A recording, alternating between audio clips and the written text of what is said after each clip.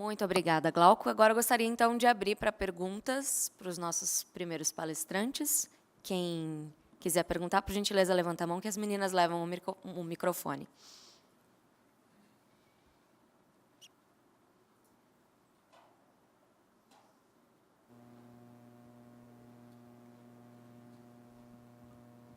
Alguém? Lá, ó.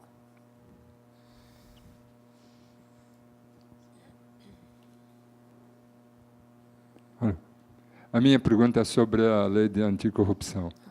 No caso de um parceiro comercial, se a empresa tem um parceiro comercial, e mesmo que o contrato que estabelece a relação entre a empresa e o parceiro comercial deixe explicitamente práticas, a não possibilidade de práticas de corrupção ou qualquer coisa desse tipo, a empresa mesmo assim poderá ser penalizada? Sim, a resposta é sim. Como eu disse, nós temos que, nas regras de compliance, o contrato é absolutamente necessário.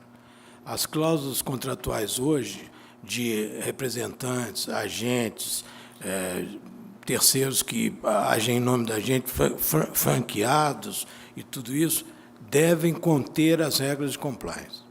Isso ajuda a empresa a se defender no caso de um problema, mas não é isento. É preciso que nós vamos ter que fiscalizar esses terceiros e as suas atividades. E se houver qualquer ato lesivo ao patrimônio público, nessa relação com o poder público, aí nós temos responsabilidade objetiva. É importante, durante a minha palestra, eu não ressaltei, e foi um pedido que o Luiz Sete me fez, de lembrar os senhores, da área de TI principalmente, é que essa lei também é uma oportunidade, porque vocês poderão fazer e preparar softwares e todos um sistema de compliance e regras que as empresas, até as pequenas, poderão se utilizar. Isso vai ser uma oportunidade para os senhores que possam, já existem, inclusive, alguns softwares e alguns sistemas que são de compliance, mas não adaptados especificamente à lei brasileira. Eu já vi alguma coisa nesse sentido. E eu tenho a impressão que os senhores devem aproveitar isso também, porque tem um lado bom e tem um lado ruim. Oi. Só um minutinho antes de continuar. Alguém é proprietário de um estilo prata, placa EAV 3037, que deixou o carro lá no estacionamento e trouxe a chave e está travando tudo lá. Não sei se é dessa sala, porque estão com vários eventos aqui. Não é? O estilo prata. Então, podemos continuar. Obrigada. Oi.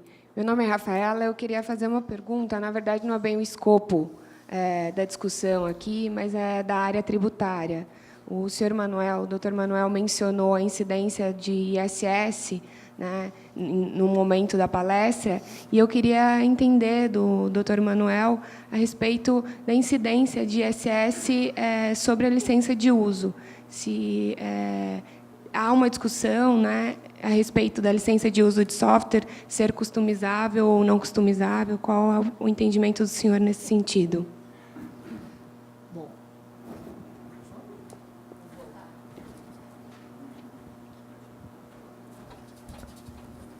A ABS tem alguns dogmas da igreja, né? Na ABS a gente já fechou questão em cima disso. Nós tínhamos um cenário até 31 de julho de 2003, que era aquela teoria do Estado, de que o software feito sob encomenda seria serviço, e de que o software produzido em série seria circulação de mercadoria. O que diz a Lei 116? Artigo 3º. Artigo 1º. O ISS tem como fato gerador a prestação dos serviços de que tratam esta lei. Então, se eu tenho uma atividade que está listada, incide ISS. E ele vai mais além. Ainda que esta operação envolver a entrega de mercadoria, no nosso caso o CD, o disquete, o manual, se a lista não disser que naquela parte referente à mercadoria ao ICMS, incidirá o ISS, inclusive sobre a parcela da mercadoria. Então, ponto número 1. Eu olho a lista e vejo se a atividade está incluída. Se está incluída, é ISS. Quando eu pego essa lista, eu vou no item 104. 104 fala elaboração de programa de computador. Opa, primeira parte daquilo que o Estado defendia, de que o software feito sob encomenda paga ISS está contemplada.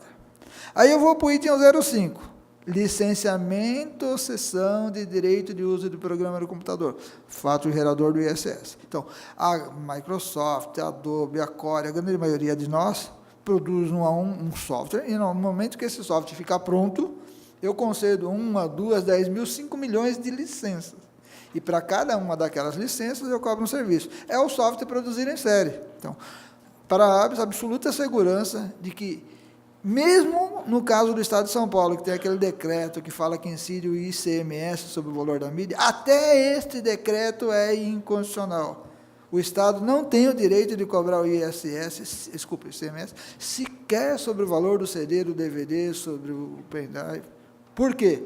Porque a lista diz exatamente o seguinte: as atividades que estão listadas e que não excetua que a mercadoria deva pagar o ICMS, todo o valor da operação paga o ISS. Então, se nós temos associados, até usam o sistema de fazer a nota fiscal, que é conjunta mercadoria e serviço, porque também vendem outras mercadorias, por outras razões de ordem fiscal, de controle, e que fazem isso. Mas eu posso dizer que 100% dos associados hábeis, que só vendem software, só exploram a comercialização de software, sequer deveriam estar inscritos no Estado, sequer deveriam cumprir as obrigações fiscais acessórias, as operações com software, inclusive se o software está na nuvem, o usuário vai lá, acessa, ele está fazendo uma licença de uso. Se o cliente vai lá e baixa na máquina dele, ele vai fazer o uso daquele software. Se ele recebe uma mídia, grava no seu computador, não importa a operação. Licença de uso de software, por prazo temporário, né, tem as licenças de uso que o pessoal cobra manutenção mensal, tem as licenças de uso que o cara cobra pelo tamanho de MIPS, né, do tamanho da máquina, tem licença de uso que ele cobra pelo número de usuários. Pouco importa a forma de comercialização, licença de uso, fato gerador do ISS. Tá ótimo, muito obrigada. Mais alguma pergunta para a gente encerrar? Otederaldo, da UB Sistemas. Minha pergunta é sobre a lei anticorrupção. Saber se ela já está toda pronta para entrar em operação, se tem algum item ainda da lei que precisa de regulamentação, precisa de detalhe, e se precisar, se há alguma previsão para que isso fique pronto.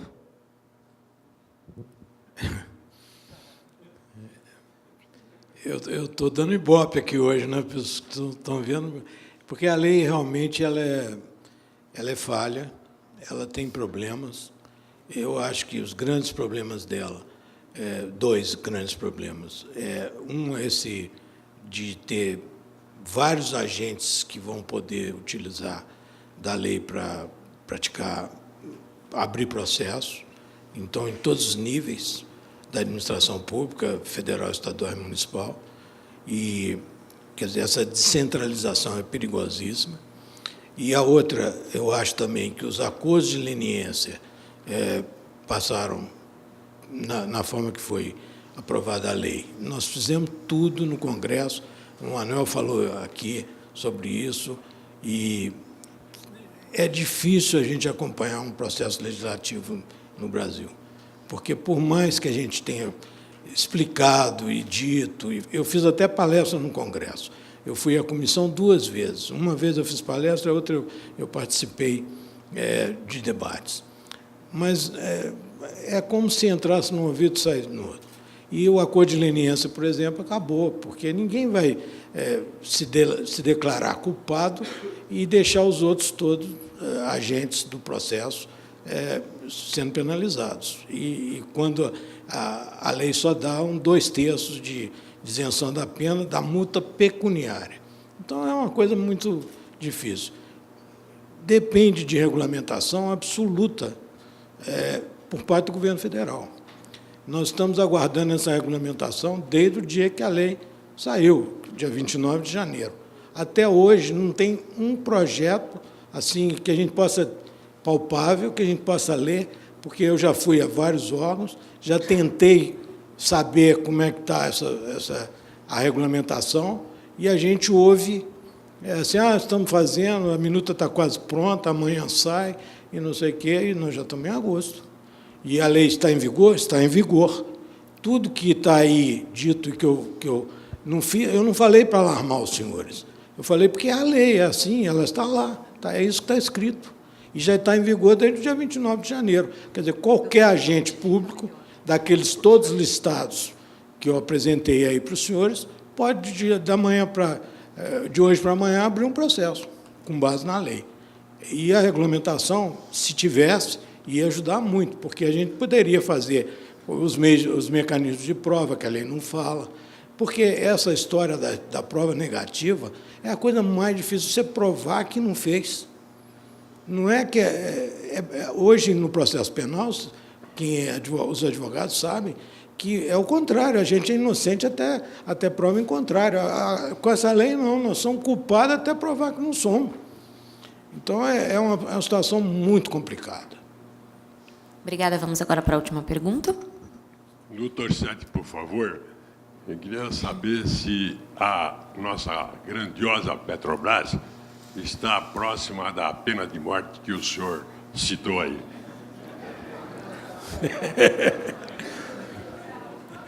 O senhor está querendo que eu entre na lista da dona Dilma, né?